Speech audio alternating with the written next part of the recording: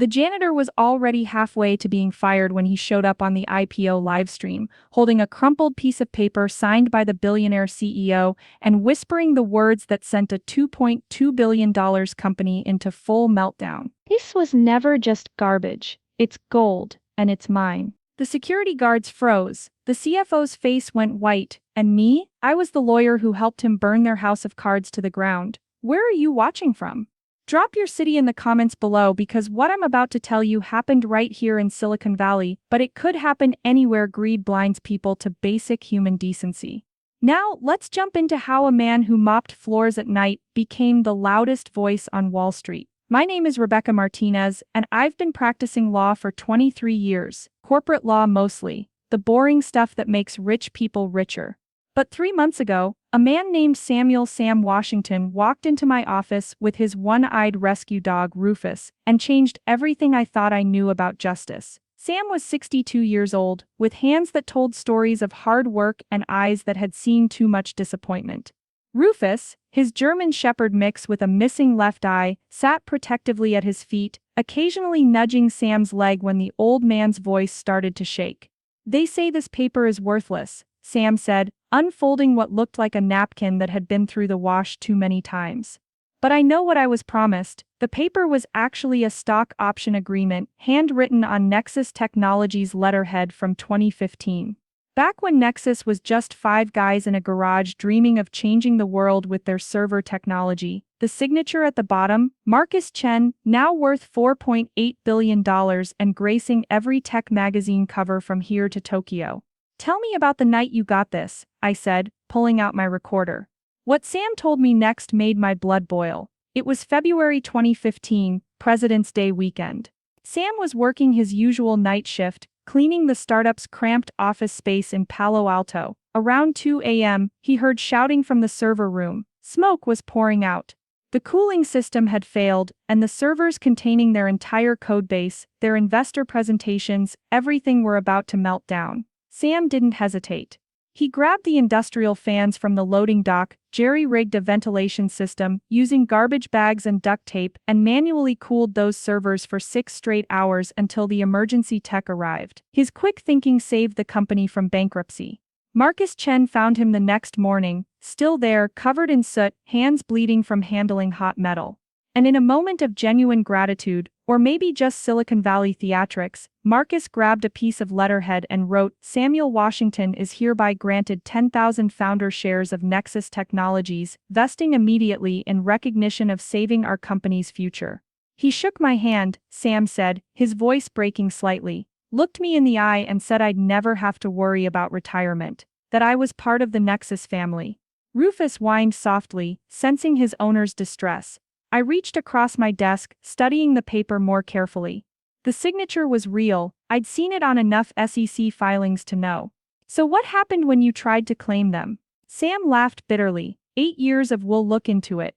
Then last month when they announced the IPO, suddenly nobody knows who I am. Security won't even let me in the building where I worked for a decade. They offered me $5,000 to sign an NDA and disappear.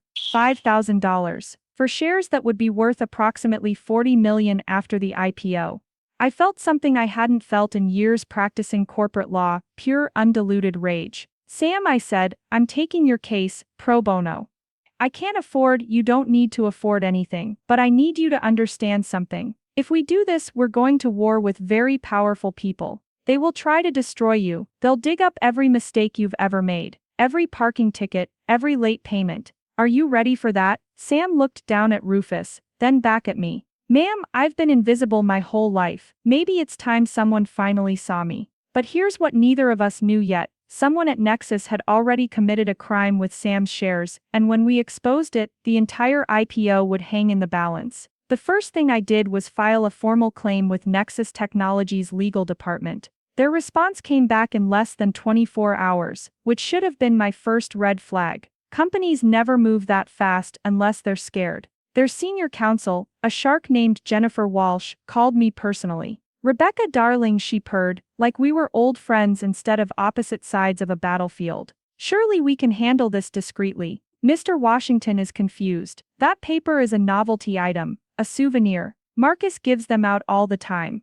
Then you won't mind if I contact the SEC about it, I replied sweetly, just to clear up any confusion. The silence on the other end was delicious. Let's meet, she said finally. Tomorrow, bring your client. That night, I couldn't sleep. Something felt off. I pulled up every public filing Nexus had made in the last 8 years. Their cap table, their investor rounds, their employee stock ownership plans. And then I found it. A discrepancy in their Series C funding round from 2019. 10,000 shares were marked as reserved for employee allocation but never actually allocated. They just sat there in limbo, unassigned but accounted for. The next morning, Sam arrived at my office with Rufus in tow. He was wearing his only suit, the one he bought for his daughter's wedding 15 years ago. It still fit perfectly. You look good, I told him. Feel like I'm going to my own funeral, he replied. If only we'd known how close to the truth that was. The Nexus headquarters was a monument to excess. Glass and steel reaching toward the sky, with a lobby that cost more than most people's houses. Jennifer Walsh met us in the executive conference room on the 42nd floor. She wasn't alone. The CFO, David Park, sat beside her, sweating despite the aggressive air conditioning.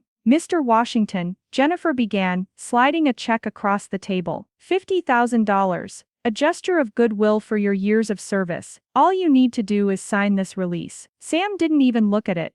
My shares, he said quietly. That's all I want. David Park shifted uncomfortably. Those shares don't exist. That paper isn't legally binding. Then why are you offering him money? I asked. Goodwill, Jennifer repeated. But her smile was cracking. I pulled out my laptop and showed them what I'd found. The 10,000 unallocated shares. The exact number on Sam's agreement. David Park went pale. Actually pale, like all the blood had drained from his face. We need a moment, Jennifer said quickly. Too quickly. They left us alone for 30 minutes. Sam sat there petting Rufus, who had somehow smuggled himself into the building despite their no-pet policy. When they came back, Jennifer's whole demeanor had changed. $1 million, she said. Final offer. No, Sam said. Mr. Washington, be reasonable. I was reasonable for 8 years, Sam interrupted, standing up. His voice was stronger now. Every night, cleaning your offices, watching kids half my age get rich off technology I helped save. I'm done being reasonable. We left. In the elevator, Sam was shaking. Did I just throw away $1 million? No, I said. You just told them you know your worth. And Sam, David Park is hiding something. Did you see his face when I mentioned those shares? What I didn't know yet was that David Park had already used those unallocated shares as collateral for a personal margin loan worth $30 million. If Sam's claim was validated, David would be facing federal securities fraud charges. And that's when things got dangerous. The next morning, Sam called me, panic in his voice. Someone broke into my apartment. They didn't take anything, but Rufus won't stop barking at the window. And there's a car outside that's been there all night. Pack a bag, I told him. You're staying with me until this is over. But when I went to pick him up, we almost didn't make it. Someone had cut my brake lines. We discovered it the hard way, spinning out on the 101 freeway, missing a semi-truck by inches. Rufus was thrown against the window, reopening an old wound above his missing eye. Sam held his dog, blood on his hands, and I saw something change in his face. They won a war, he said quietly. Let's give them one. Type justice in the comments if you think Sam deserves every penny of those shares. After the brake line incident, I knew we needed protection. I called in a favor from my ex-husband Mike, who ran a private security firm. Say what you want about failed marriages, but Mike still cared enough to assign his best team to watch Sam and me. Who did you piss off this time, Becca? He asked, using the nickname only he was allowed to use. Just some billionaires, who think they can erase people, I replied. So Tuesday for you then. While Mike's team secured Sam in a safe house with Rufus, who was recovering from his injury with typical stubborn dignity, I went hunting for evidence. If David Park had done something illegal with those shares, there would be a paper trail. I started with his divorce records. Public documents are a lawyer's best friend, and David's ex-wife, Linda, had been very thorough in documenting their assets during their 2020 split. Buried in page 847 of their settlement was a reference to a secured loan against future Vest employee stock allocations. Bingo! David had taken out a $30 million loan in 2019 to buy a yacht, 2 houses in Tahoe, and fund his girlfriend's wellness startup. The collateral, 10,000 Nexus shares he marked as reserved for employee allocation, but never intended to actually allocate. Sam's shares. I called Sam immediately. I found it. David Park stole your shares to fund his midlife crisis. What do we do now? Now we blow up their IPO. The thing about IPOs is they require absolute transparency. Any material discrepancy, any hint of fraud, and the SEC can shut it down. Nexus was set to go public in exactly 1 week, with an expected valuation of $2.2 billion. David Park had everything riding on it. His new shares would make him worth $400 million. Unless someone exposed his crime first. I drafted a letter to the SEC that night, laying out everything. Sam's original agreement, the unallocated shares, David's illegal loan. But I didn't send it, not yet. First I wanted to give them one last chance to do the right thing. I scheduled a meeting with Marcus Chen himself. Marcus's office was exactly what you'd expect from a tech billionaire. Minimalist, cold with one personal touch. A photo from 2015 of the original Nexus team in their garage. Sam was in the background, barely visible, mopping the floor. Miss Martinez, Marcus said, not looking up from his phone. I have 10 minutes. You're going to want more than that, I said, placing Sam's original agreement on his desk. Remember this. For the first time in probably years, Marcus Chen looked genuinely surprised. He picked up the paper, studying his own handwriting. Sam Washington, he said slowly. The janitor who saved our servers. The man you promised would never have to worry about retirement. Marcus set down his phone, really looked at me. Where is Sam now? In hiding. Someone cut my brake lines after we refused your CFO's bribe. David did what? And that's when I realized Marcus didn't know. He had no idea what David had done with those shares. I laid it all out for him. The loan, the fraud, the cover-up. I watched the blood drain from his face. If this comes out during the IPO, he started. It ruins everything. I finished. Lawsuits, SEC investigations, possibly criminal charges. Marcus stood up, walked to his window overlooking the valley. What does Sam want? Just what you promised him, his shares. The ability to retire with dignity. And if I give them to him, then David's fraud gets exposed anyway. He can't pay back that loan without those shares. Marcus laughed bitterly. So I'm screwed either way.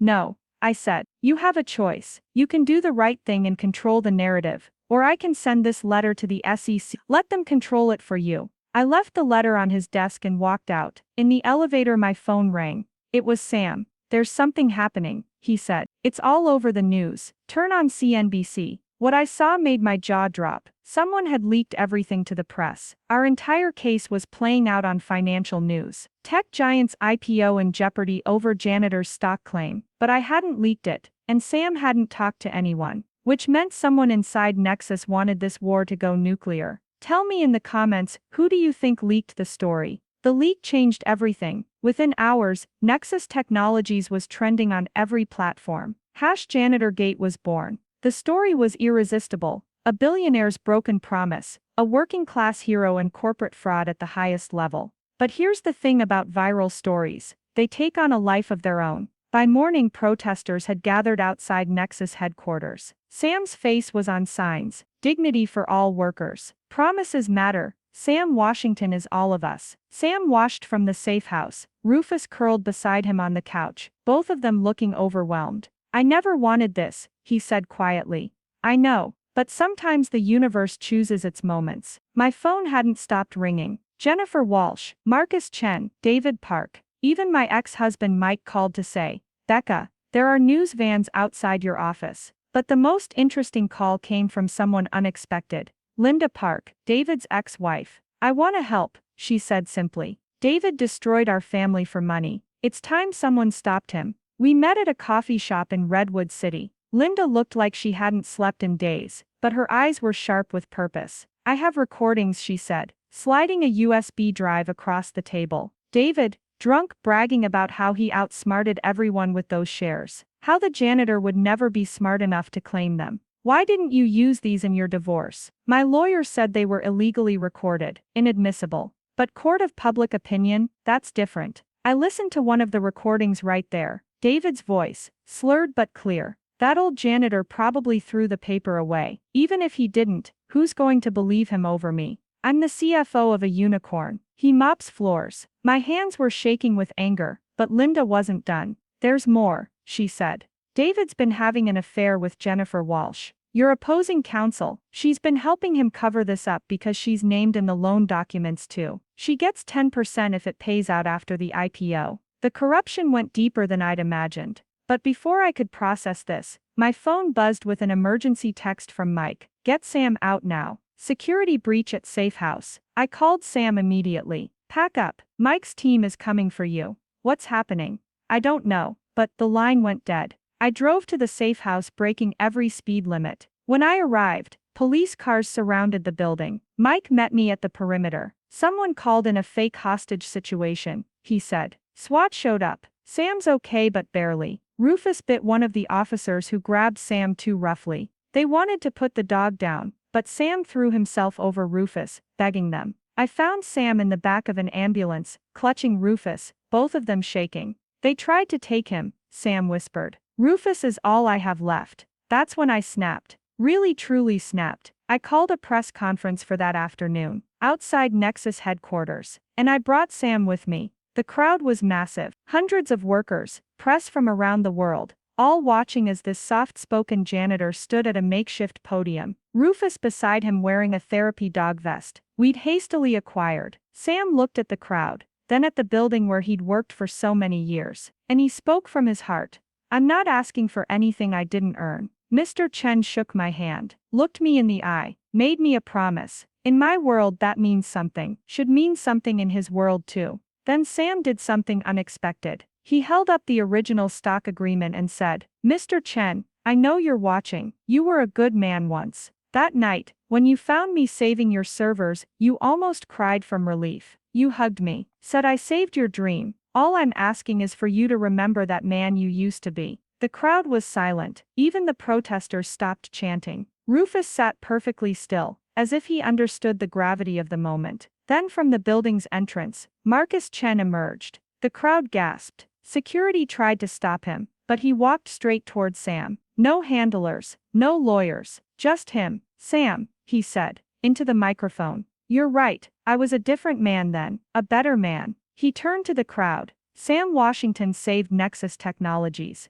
And I betrayed him. David Park stole his shares. Jennifer Walsh helped cover it up. And I let it happen through my negligence. The crowd erupted. Cameras flashed. Jennifer Walsh could be seen in the building's lobby, on her phone, clearly panicking. But Marcus wasn't done. Effective immediately, David Park is terminated. We're postponing the IPO until this is resolved. And Sam, he turned back to the janitor. Your shares are yours, as promised. But here's the thing about public confessions. They have consequences nobody expects. Drop a fire emoji if you think Marcus did the right thing. Marcus's confession sent shockwaves through Silicon Valley. Within hours, the SEC announced a formal investigation. David Park was arrested at his Tahoe house, trying to flee to Canada. Jennifer Walsh's law license was suspended pending investigation. But for Sam, the victory felt hollow. I didn't want to destroy anyone, he told me that night, sitting in my kitchen while Rufus dozed at his feet.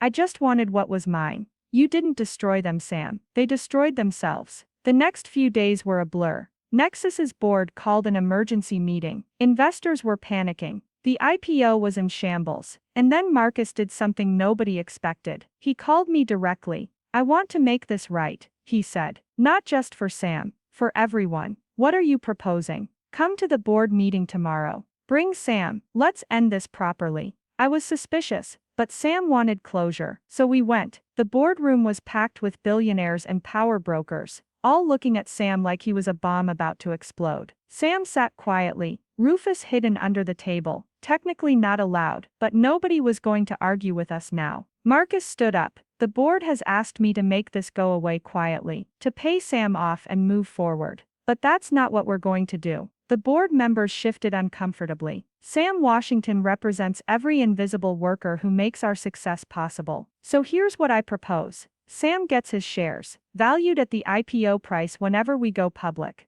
But additionally, we're creating the Washington Fund, a permanent employee ownership pool, granting 5% of the company to all support staff, janitors, security, cafeteria workers, everyone. The room exploded in arguments. Board members shouted about fiduciary duty, shareholder value, setting dangerous precedents. But then Sam stood up. The room went quiet. I accept, he said, simply, but I have conditions. Everyone leaned in. First, David Park pays back every penny he stole, and that money goes to fund apprenticeships for kids from underserved communities. Second, Jennifer Walsh's law firm makes a matching donation. Third, he looked directly at Marcus. You mentor one of those kids personally, every year. Remind yourself where you came from. Marcus nodded. Done. But one board member, an old money type named Harrison Wells, stood up. This is ridiculous. We're not running a charity. I move to reject this entire proposal. And, he never finished the sentence. Rufus, who'd been perfectly still the entire meeting, suddenly stood up and walked over to Harrison. The dog sat directly in front of him, and stared, just stared, one eye boring into Harrison's soul. Even the dog knows you're full of shit, Harrison,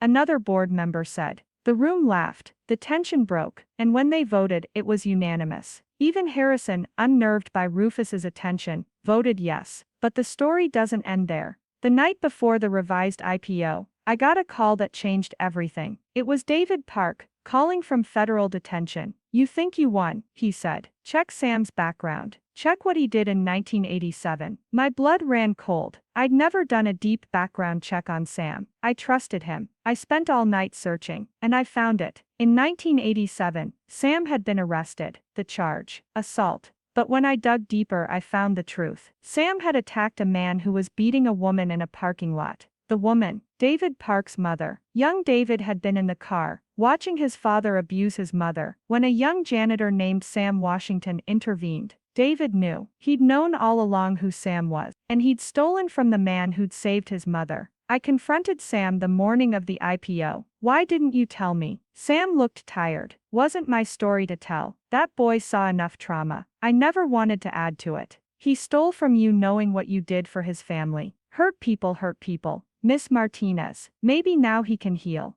That afternoon, Sam rang the opening bell at the New York Stock Exchange via satellite link from NASDAQ in Times Square. Rufus was beside him, wearing a tiny bow tie. The IPO was a massive success. Nexus traded up 40% on the first day. Sam's shares were worth $58 million, but he didn't keep most of it. Comment respect if you think Sam made the right choice with his money. 6 months later, I stood in a community center in East Palo Alto, watching 15 kids from Sam's old neighborhood learn coding from Nexus engineers. The Washington Fund had already placed 40 young people in tech apprenticeships. 3 had been hired full-time. Sam was there, of course, Rufus at his side. The dog had become something of a celebrity, with his own Instagram account run by one of the apprentices. 500,000 followers watching a one-eyed rescue dog visit schools and inspire kids. Any regrets? I asked Sam. He looked around the room, at kids who looked like him, getting chances he never had. I kept enough to buy a house, he said. A real house with a yard for Rufus. Got my daughter through medical school debt-free. Put away enough so I'll never worry about bills. The rest, he gestured at the room. This is worth more than any fortune. Marcus Chen walked over, a young apprentice beside him. True to his word, he was mentoring personally. Sam, Marcus said, I need to tell you something. That night in 2015, when you saved our servers, I was planning to quit, to give up, walk away from tech entirely. You didn't just save our code, you saved my dream, and I forgot that. Forgot you. I'm sorry. Sam shook his hand. We all forget sometimes. What matters is remembering. Jennifer Walsh was disbarred and served 6 months in minimum security. She now works as a barista, which feels poetic somehow. David Park got 5 years in federal prison. His mother visits him every week. She sent Sam a letter thanking him, both for 1987 and for possibly saving her son's soul by forcing him to face consequences. Linda Park used her divorce settlement to start a foundation for financial literacy for women leaving abusive relationships. And me? I left corporate law, started a firm specializing in protecting workers' rights. Sam was my first client, and my last pure pro bono case, because now I can afford to take cases that matter, not just ones that pay. But the best moment came a year later. I was having dinner with Sam and surprisingly my ex-husband Mike. We'd been slowly reconnecting through this whole ordeal. Rufus was under the table, probably hoping for dropped food. You know what the funny thing is, Sam said. Everyone thinks this story is about money, about revenge. But it's not. What's it about then? Mike asked. Sam smiled. Dignity, being seen. That's all anyone really wants. To matter, to be remembered. His phone buzzed. One of his apprentices had just gotten accepted to Stanford. Full ride. Sam's eyes filled with tears. Now that, he said, that's real wealth. Rufus barked in agreement. The truth is, Sam could have kept every penny of that $58 million, could have lived like a king. Instead, he kept $3 million and gave away the rest. But here's what those financial articles won't tell you. He's the richest man I know, because every month he gets letters from kids in college because of his fund, from janitors at Nexus, who now own stock worth real money, from people who saw his story and stood up for themselves at work. Marcus Chen, he followed through on everything. Nexus is now considered the gold standard for employee ownership in tech. Their janitors make more than most entry-level engineers at other companies. And Marcus, he seems happier. Lighter, like remembering his humanity, gave him back something money couldn't buy. The last time I saw David Park was at his sentencing. He looked at Sam across the courtroom and mouthed 2 words. I'm sorry. Sam nodded. That was it. Forgiveness doesn't always need words. As for Rufus, that magnificent one-eyed dog, lived another 3 beautiful years, becoming a certified therapy dog, visiting hospitals and schools. When he passed, peacefully in his sleep, hundreds of people came to his memorial. Sam rescued a new dog from the same shelter, another one-eyed warrior named Hope. Rufus taught me something, Sam told me at the memorial. The things that make us different, our scars, our struggles, they don't make us less valuable, they make us priceless. So tell me in the comments, what would you have done with $58 million? Would you have kept it all, or shared it like Sam? Because here's the truth I learned from all of this. Money isn't power. Power is choosing what to do with money. And sometimes the most powerful thing you can do is let it go and invest in something worth more than any stock price. People, dreams, dignity, hope. Sam Washington was a janitor who became a millionaire. But more importantly, he was a good man who stayed a good man. And in a world full of David Parks and Jennifer Walshes, that's the real revolution. That paper Marcus signed in 2015. Sam had it framed. It hangs in the Washington Fund headquarters, right next to a photo of Rufus. The inscription reads, "A promise kept is worth more than gold." And you know what? He's absolutely right. If this story touched you, hit that subscribe button. Share it with someone who needs to hear that their dignity matters, that their work matters, that they matter. Because everyone deserves their golden share, even if it's not measured in dollars, especially then.